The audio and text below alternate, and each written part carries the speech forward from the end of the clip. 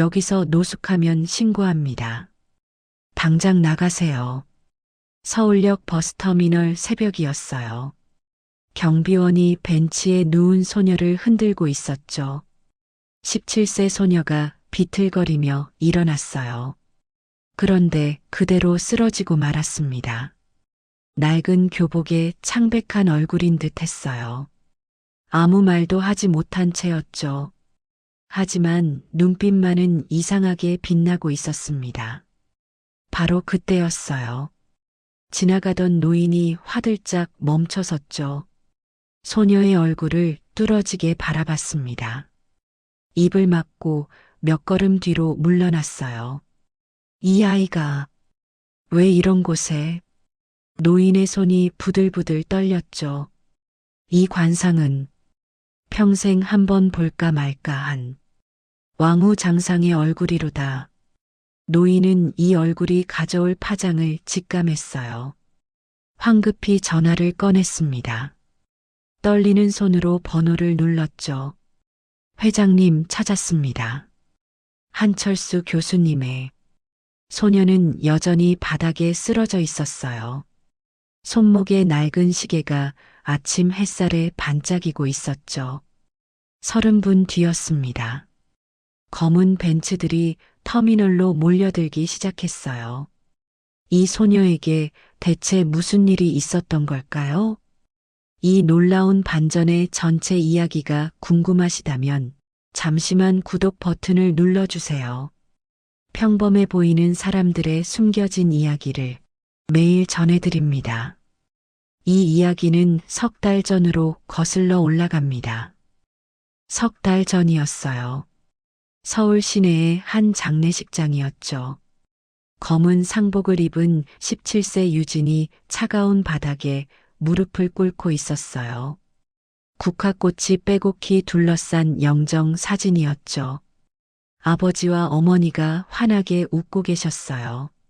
하지만 유진에게는 그 미소가 더 아프게 느껴졌습니다. 사흘 동안 목이 찢어져라 울었지만 돌아오지 않으셨어요.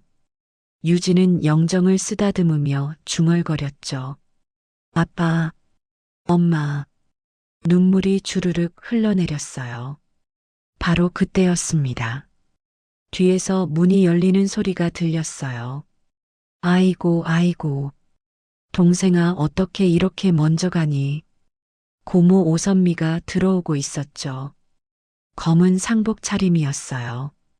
오선미는 유진을 번쩍 들어올려 품에 꽉 껴안았습니다. 우리 유진이가 이렇게 어린데 이 불쌍한 것을 어떻게? 목소리가 떨리고 있었어요. 고모가 있잖아. 고모가 내가 친엄마처럼 키워줄게. 걱정하지 마. 조문객들이 하나둘 모여들었어요. 오선미의 통곡 소리를 듣고 온 듯했죠. 저 고모가 진짜 천사네. 남의 조카를 저렇게 품다니. 맞아요. 요즘 세상에 저런 사람이 어디 있어요. 동생 잃고도 조카 생각부터 하는 걸 보니 정말 마음이 고운 사람이야. 사람들이 고개를 끄덕이며 칭찬했어요. 오선미는 유진을 아는 채 계속 울었죠. 눈물도 흘렀어요. 완벽한 연기였습니다. 조문객들이 하나씩 돌아갔어요. 장례식장이 조용해졌죠. 오선미가 유진을 밀어냈습니다. 마치 더러운 것을 떼어내듯 거칠게요. 야, 너 코 좀 닦아. 목소리가 차갑게 변했어요. 더러워 죽겠네. 사람들이 다 쳐다본다고. 방금 전까지 품에 안고 있던 사람이라고는 믿기지 않았죠.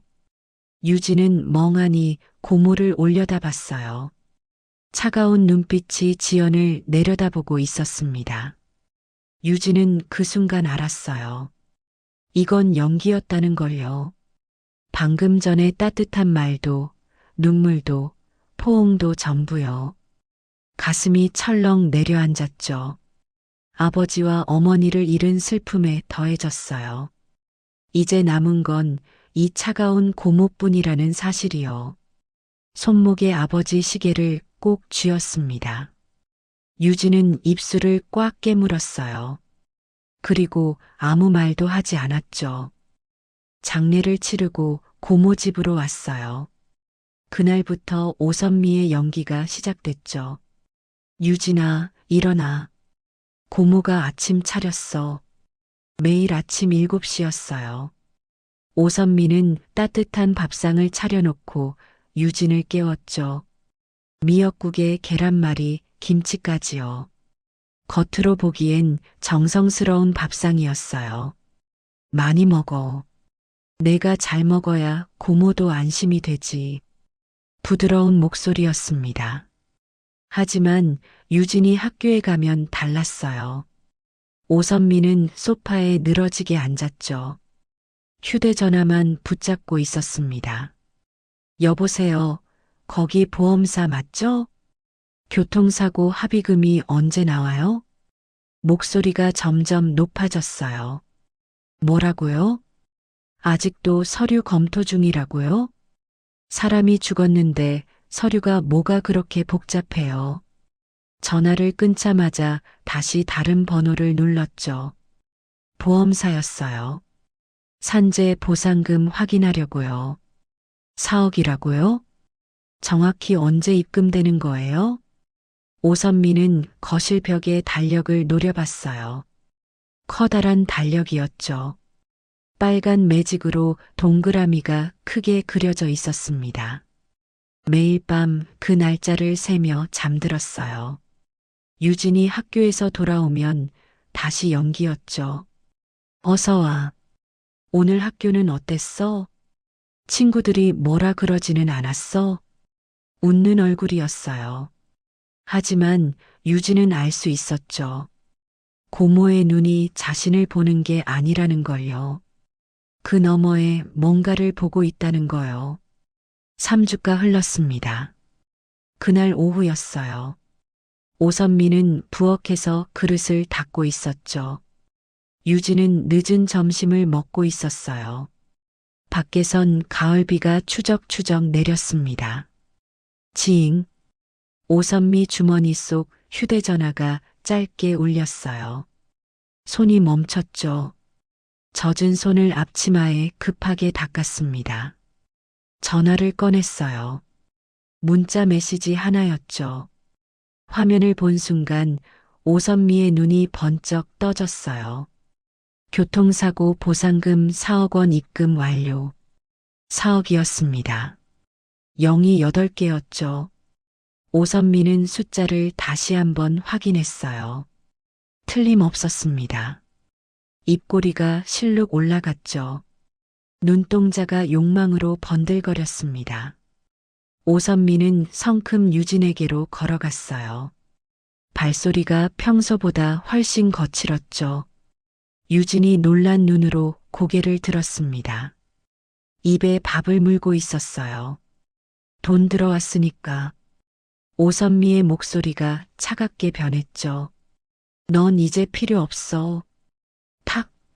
오선미는 유진의 손에서 숟가락을 빼앗았어요. 고모, 왜 그래요? 밥 먹고 있는데. 대답 대신 오선미는 식탁 위 그릇들을 치웠습니다. 김치 그릇, 나물 접시, 국그릇까지요. 모두 싱크대에 거칠게 쏟아부었죠. 철벅철벅. 음식물이 떨어지는 소리가 부엌에 울렸어요. 오선미가 유진의 머리채를 움켜잡았습니다. 그리고는 억지로 일으켜 세웠죠. 아파요. 유진이 신음을 흘렸지만 소용없었어요. 들어봐. 그 돈은 이제 내 거야. 내가 장례도 치렀고 너도 3주나 먹여줬잖아. 그러니까 당연히 내가 받아야지. 오선미는 유진을 질질 끌고 현관으로 향했습니다. 유진이 문지방을 붙잡고 버텼지만 소용없었죠.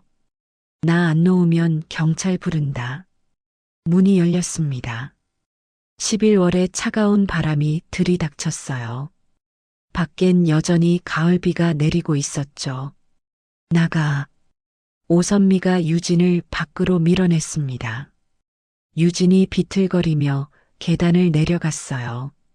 무릎이 시멘트 바닥에 쓸렸지만 아픈 줄도 몰랐죠. 그때 오선미가 집 안으로 들어가더니 뭔가를 들고 나왔어요. 부엌에 있던 굵은 소금 봉지였습니다. 바가지로 소금을 가득 퍼냈죠. 그리고는 유진을 향해 사정없이 뿌렸습니다. 차!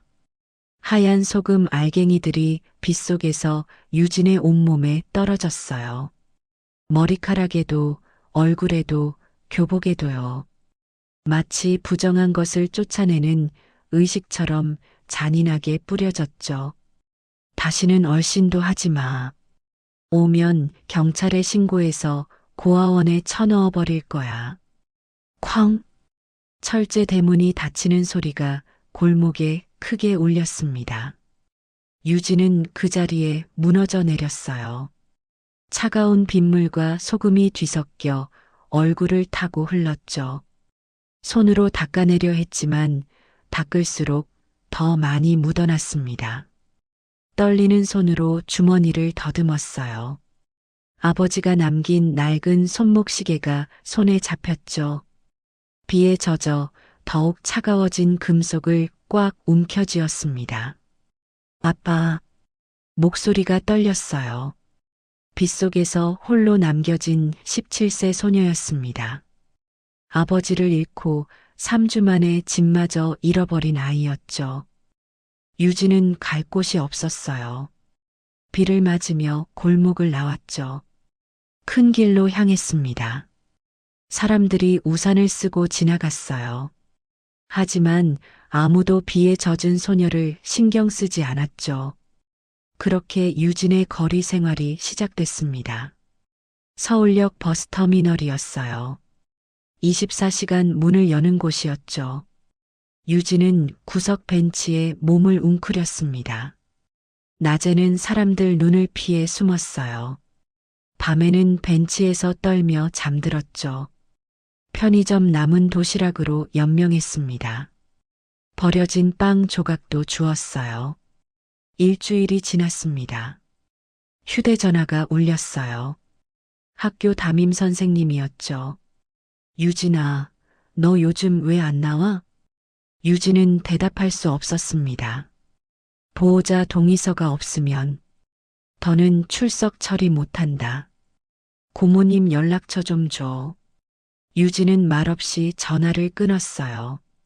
화장실로 갔습니다. 거울 속 자신이 보였죠. 헝클어진 머리에 더러워진 얼굴이었어요.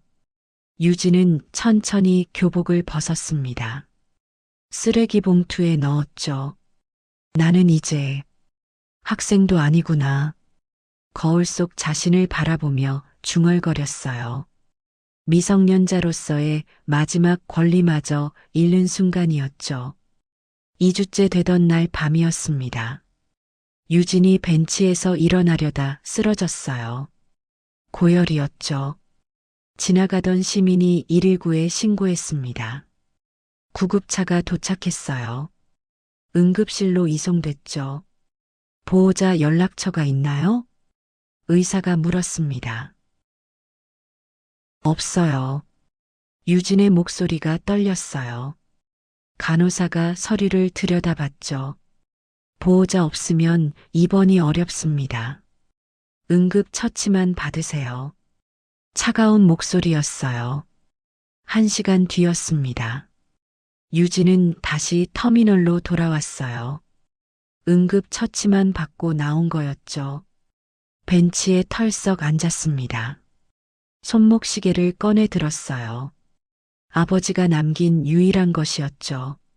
아빠, 목소리가 떨렸습니다. 제가 살아도 되는 걸까요? 눈물도 나오지 않았어요. 완전한 절망이었습니다. 바로 그때였어요. 터미널을 순찰하던 남자가 유진을 발견했죠. 60대 후반으로 보이는 사람이었어요.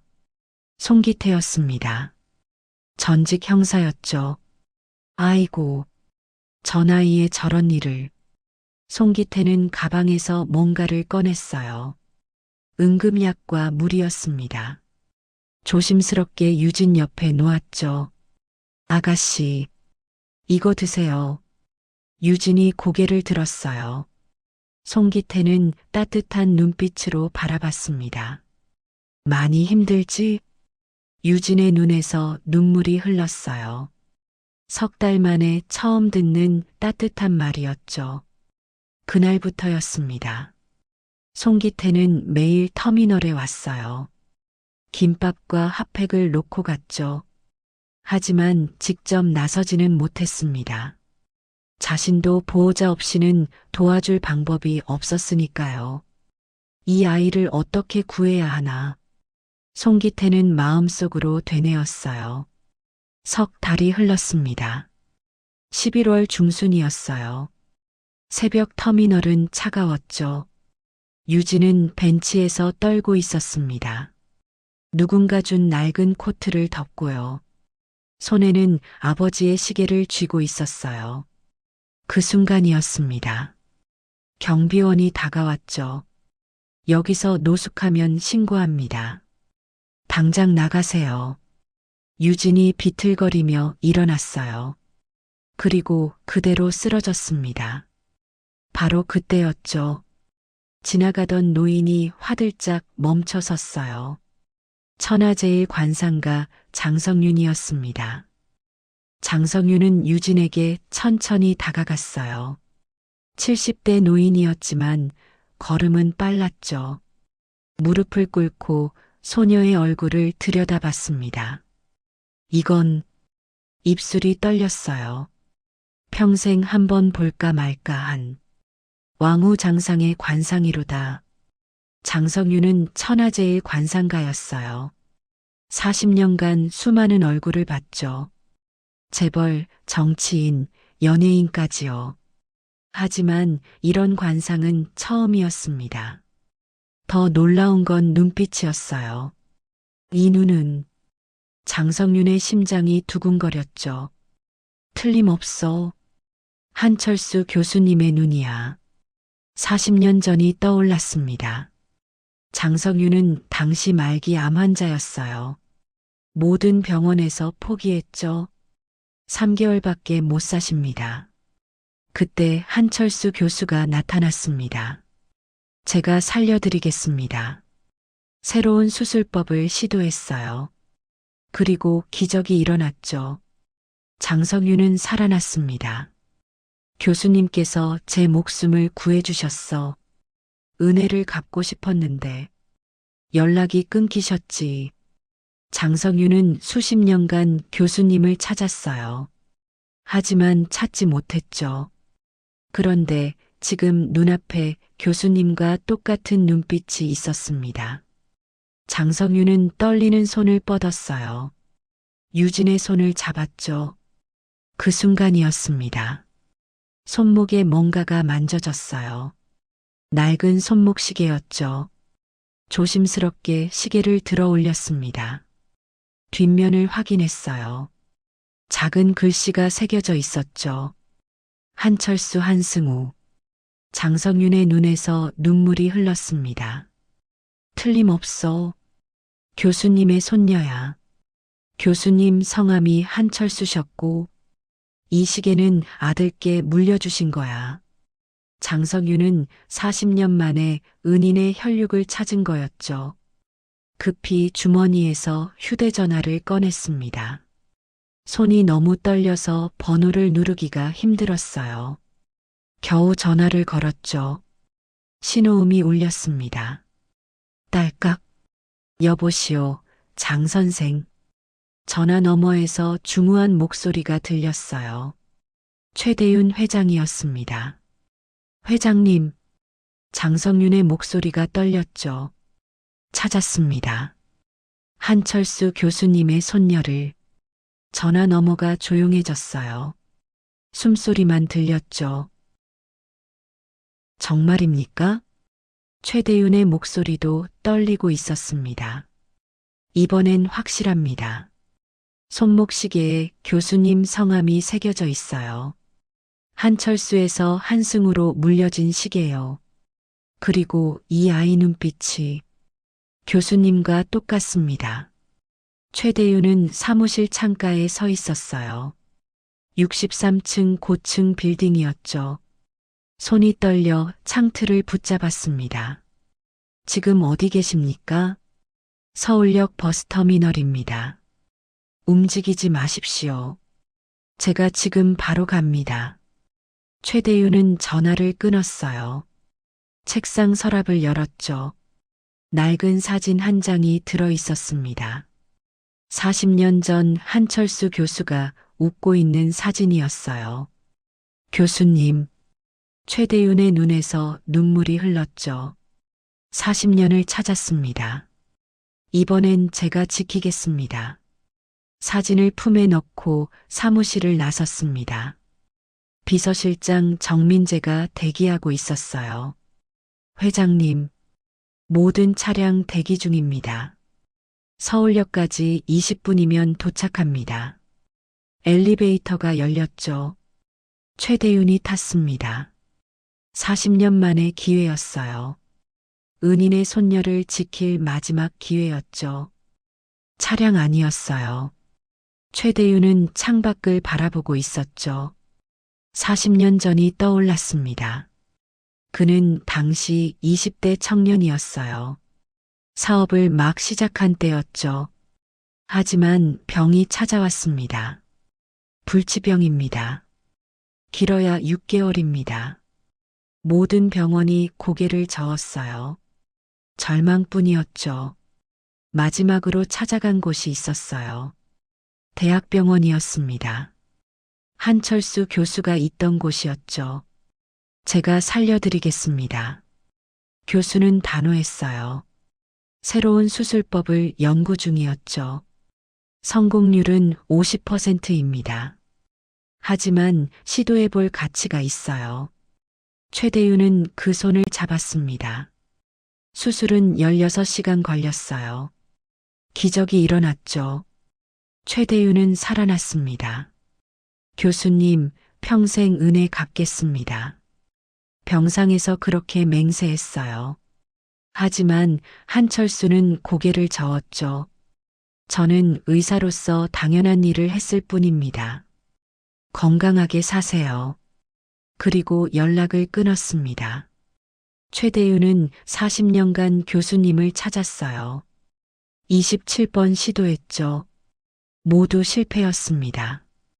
어떤 사람은 사기꾼이었어요. 제가 한철수 교수 아들입니다. 돈만 뜯어가고 사라졌죠. 어떤 사람은 착각이었습니다. 이름만 같은 전혀 다른 사람이었어요. 27번의 절망이었죠.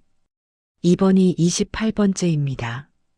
최대윤이 중얼거렸어요. 하지만 이번엔 달랐습니다. 장석윤 선생은 거짓말을 하지 않았어요. 40년 직이었으니까요. 틀림없을 거야. 가슴이 두근거렸죠. 차가 서울역에 도착했습니다. 최대윤이 내렸어요. 장석윤이 터미널 입구에 서 있었죠. 두 사람의 눈이 마주쳤습니다. 장석윤이 고개를 끄덕였어요. 안에 계십니다. 최대윤은 천천히 걸어갔어요. 터미널 구석이었죠. 벤치에 누운 소녀가 보였습니다. 낡은 코트를 덮고 있었어요. 창백한 얼굴에 마른 몸이었죠. 하지만 그 순간이었습니다. 최대윤의 발이 멈췄어요. 소녀의 얼굴을 봤죠. 눈을 감고 있었지만 알 수 있었습니다. 교수님, 최대윤의 목소리가 떨렸어요. 교수님의 얼굴이야. 눈빛, 코, 인매까지요. 모든 게 한철수 교수를 닮아 있었죠. 장석윤이 다가왔습니다. 손목을 보십시오. 소녀의 손을 조심스럽게 들어 올렸어요. 낡은 손목 시계가 있었죠. 뒷면을 돌렸습니다. 한철수 한승우. 작은 글씨가 새겨져 있었어요. 최대윤의 눈에서 눈물이 흘렀습니다. 찾았다. 드디어 찾았어. 무릎을 꿇고 소녀 옆에 앉았죠. 떨리는 손으로 소녀의 손을 잡았습니다. 아가씨, 제가 늦었습니다. 40년이나 늦었어요. 목소리가 메었죠. 정민재 비서실장이 다가왔어요. 회장님, 병원으로 모셔야 합니다. 지금 당장요. 최대윤이 고개를 끄덕였습니다. 경호원들, 이 아이를 조심스럽게 모셔라. 털끝 하나 다치면 안 된다. 경호원 4명이 달려왔어요. 유진을 들것에 조심스럽게 옮겼죠. 구급차가 대기 중이었습니다. 최대윤이 함께 탔어요. 유진의 손을 놓지 않았죠. 이제 제가 지킵니다. 평생 지켜드리겠습니다. 구급차가 출발했습니다. 40년 만에 이뤄진 만남이었어요. 은인의 손녀를 지킬 기회였죠. 석 달이 흐르는 동안이었어요. 오선미의 인스타그램은 폭발적으로 성장했죠. 팔로워 30만 명이었습니다. 매일 올라오는 게시물마다 수천 개의 좋아요가 달렸어요. 강남 청담동 카페였습니다. 오선미는 에르메스 가방을 테이블에 올려놓았죠. 1,000만 원짜리 버킨백이었어요. 휴대전화를 들어 셀카를 찍었습니다. 조카를 미국 유학 보내고 나니 마음이 너무 뿌듯해요. 업로드 버튼을 눌렀죠. 3초 만에 좋아요 500개가 달렸습니다. 댓글이 쏟아졌어요. 천사세요 정말. 요즘 세상에 이런 분이 계시다니. 고모님 대박 멋있어요. 바로 그 순간이었습니다. 서울역 터미널에서는요. 유진이 구겨진 김밥을 먹고 있었어요. 편의점 쓰레기통에서 주운 거였죠. 손이 떨렸습니다. 추위 때문만은 아니었어요. 오선미는 라이브 방송을 켰습니다. 안녕하세요 여러분. 팔로워 5,000명이 실시간으로 접속했죠. 오늘은 압구정 레스토랑에 왔어요. 카메라가 테이블을 비췄습니다. 와규 스테이크가 놓여 있었어요. 1인분에 30만 원짜리였죠. 조카가 매일 영상통화로 연락해요. 미국 생활 정말 즐겁대요. 오선미는 환하게 웃었습니다. 댓글창이 폭발했어요. 진짜 천사 고모 유유. 저도 저런 고모 갖고 싶어요. 복 받으실 거예요. 정확히 그 시각이었습니다. 터미널 화장실에서요. 유진은 낡은 코트로 몸을 감쌌어요. 밤 기온이 영하로 떨어진 날이었죠. 핫팩을 꺼내 손에 쥐었습니다. 송기태 아저씨가 놓고 간 거였어요. 하나뿐인 핫팩이었죠. 오선미는 명품 편집숍으로 향했어요.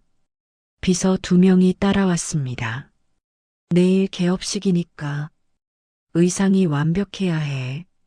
보라색 한복을 골랐죠. 200만 원짜리 맞춤 한복이었습니다. 거울 앞에 섰어요. 완벽해. 만족스러운 미소를 지었죠.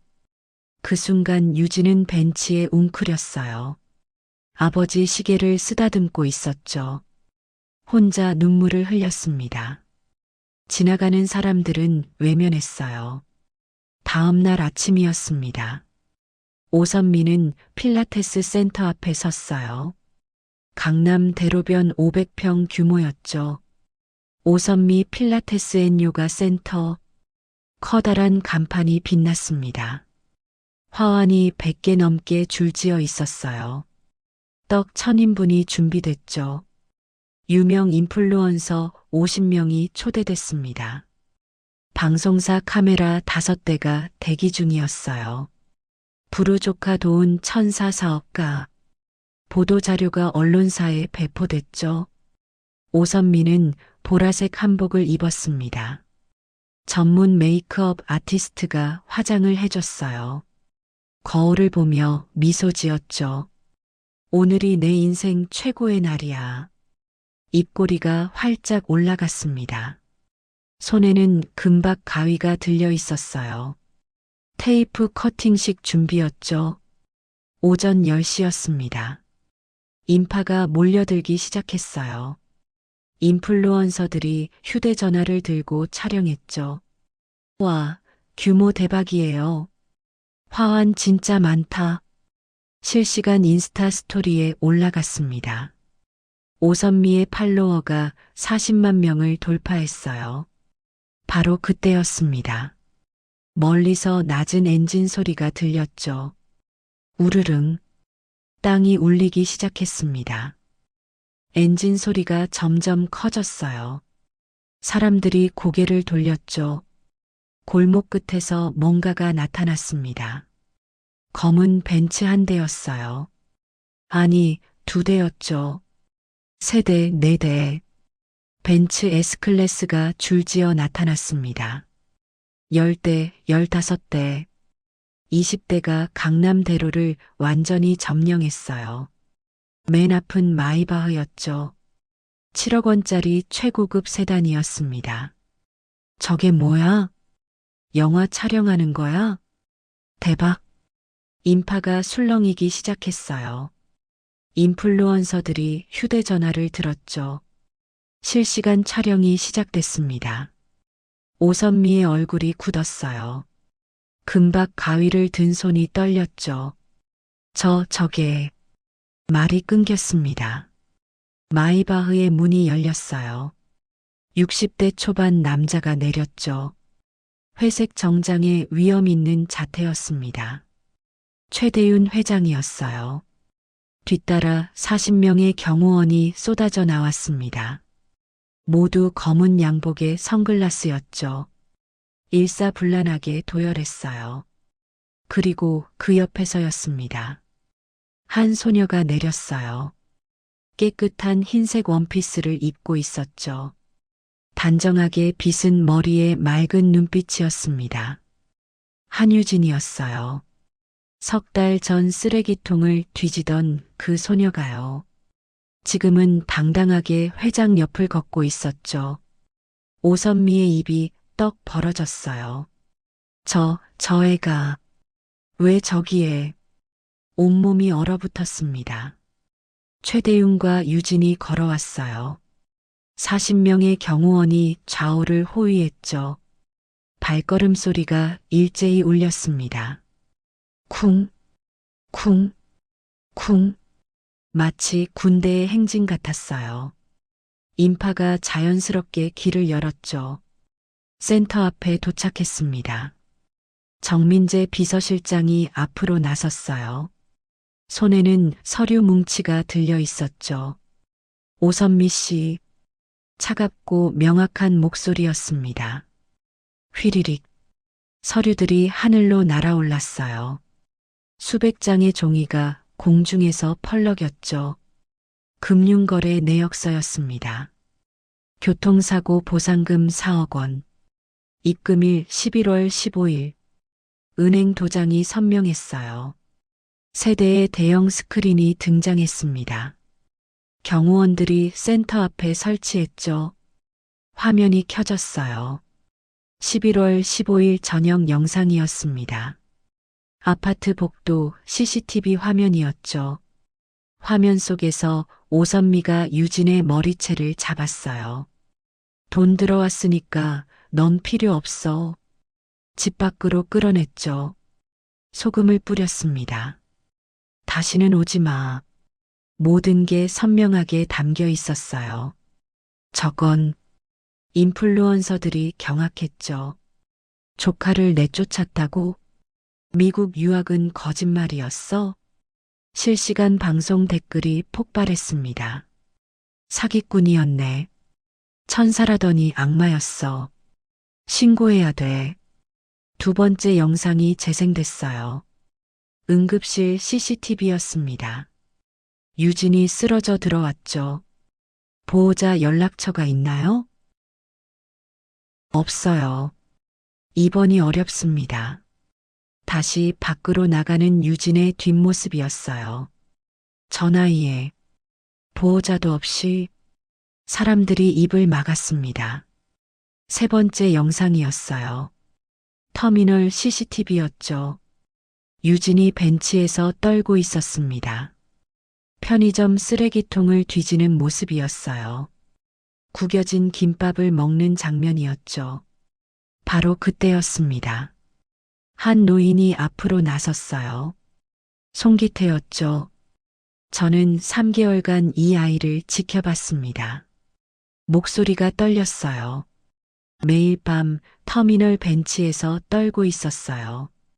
영하 날씨에도 갈 곳이 없었습니다. 얼마나 배가 고팠으면 쓰레기통을 뒤졌겠습니까? 오선미는 뒷걸음질 쳤어요. 아니. 이건 오해예요. 떨리는 목소리였죠. 정민재가 또 다른 서류를 들어 올렸습니다. 보상금 4억 원 중 3억 원은 필라테스 센터 인테리어비, 5천만 원은 명품 구매, 2천만 원은 성형 및 피부과, 3천만 원은 해외여행, 모두 오선미 씨 개인 통장에서 지출됐습니다. 휙, 더 많은 서류가 날렸어요. 카드 영수증, 은행 거래 내역이었죠. 에르메스, 샤넬, 루이비통, 명품 브랜드 로고가 선명했습니다. 오선미의 얼굴이 새하얗게 질렸어요. 이건 입술이 파르르 떨렸죠. 바로 그때였습니다. 경찰차 사이렌 소리가 들렸어요. 5대의 경찰차가 도착했죠. 경찰관들이 내렸습니다.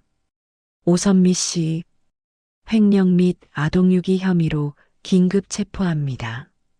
차가운 수갑이 오선미의 손목에 채워졌어요. 아니야. 내 센터, 내가 투자한 3억이. 비명을 질렀지만 소용없었죠. 경찰관 2명이 센터 문에 붉은 종이를 붙였습니다. 압류. 커다란 글씨였어요. 개업식은 체포식이 됐죠. 카메라 플래시가 터졌습니다. 방송사 카메라가 모든 걸 담았어요. 오선미는 경찰차에 실렸죠. 내 팔로워는 어떻게? 내 인스타는? 마지막 외침이었습니다. 사람들이 휴대전화를 들었어요. 실시간 검색어 1위였죠. 오선미 사기. 팔로워 40만 명이 순식간에 증발했습니다. 최대윤 회장이 유진 앞에 무릎을 꿇었어요. 아가씨, 제가 너무 늦었습니다. 목소리가 떨렸죠. 40년 전 한철수 교수님께서 제 목숨을 구하셨어요. 불치병을 앓던 저를 새로운 수술로 살려주셨죠. 눈물이 흘렀습니다. 40년간 교수님을 찾았어요. 은혜를 갚고 싶었습니다. 그런데 이렇게 늦었네요. 유진의 눈에서도 눈물이 흘렀어요.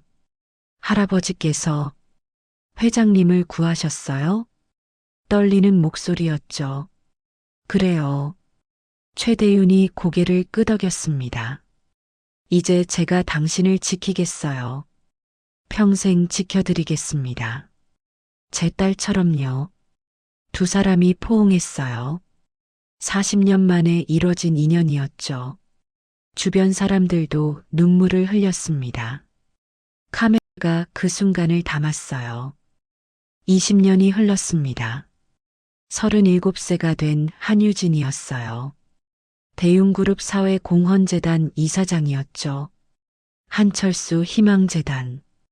63층 빌딩에 사무실이 있었습니다. 노크 소리가 들렸어요.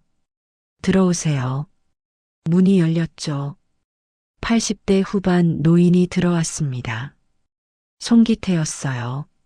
송 선생님. 유진이 벌떡 일어났어요. 달려가 꽉 껴안았죠. 기억하세요? 송기태의 목소리가 떨렸습니다. 터미널에서 그때 김밥. 유진의 눈에서 눈물이 흘렀어요. 아직도 기억해요. 당신이 저를 살려주셨어요. 내가 한 건 김밥 하나였는데. 송기태도 울었죠. 그 김밥이 제게는 세상이었어요. 두 사람이 또 한 번 껴안았습니다. 사무실 벽에 액자가 걸려 있었어요. 아버지의 손목시계였죠. 유리 케이스에 소중히 보관돼 있었습니다. 창밖으로 서울 시내가 보였어요. 한철수 희망센터 건물이 여러 곳에 있었죠. 매년 1,000명의 청소년을 돕고 있었습니다. 보호자 없는 아이들에게요. 따뜻한 밥과 집과 미래를 주고 있었어요. 유진이 시계를 바라봤습니다. 아버지, 할아버지, 제가 이제 누군가의 은인이 되겠습니다. 그렇게 살겠습니다. 햇살이 시계에 반짝였어요. 은혜는 이렇게 이어지고 있었죠.